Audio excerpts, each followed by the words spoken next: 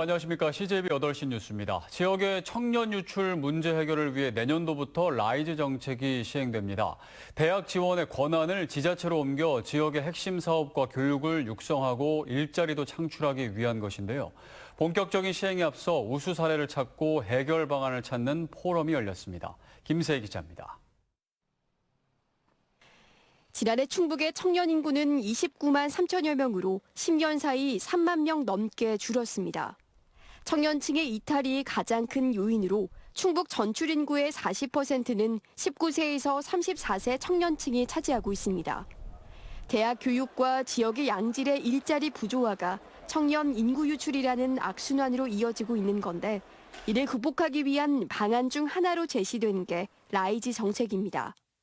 대학 지원의 권한을 지자체로 옮겨 지역 발전과 연계된 전략적 지원을 통해 지역과 대학이 상생할 수 있도록 하기 위한 것으로 내년도 시행을 앞두고 있습니다. 본격적인 시행에 앞서 충청북도가 대학과 기업, 지자체가 함께 동반 성장 방향을 모색하기 위한 포럼을 개최했습니다.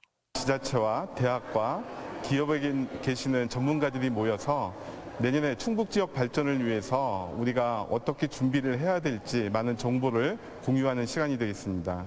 충북도는 지난해부터 라이즈 정책의 시범사업 지역으로 선정되기도 한 가운데 성과도 있었습니다. 한 예로 지속적인 패널 연구 개발이 지역의 산업 발전과 일자리 창출 역할로 이어졌고 충북도는 이 같은 산학연관 네트워크를 통해 협력과 융합의 가치를 고양시킨 기업과 개인에 대해 시상도 진행했습니다. 지속적인 연구 개발을 통해서 앞으로 금속재 외벽 패널에 대해서 선두주자가 될 수 있도록 끊임없이 노력하겠습니다. 한편 이번 포럼에서도 지역의 핵심 산업과 교육, 일자리를 연계하는 구체적 방안이 가장 큰 과제로 제시됐습니다.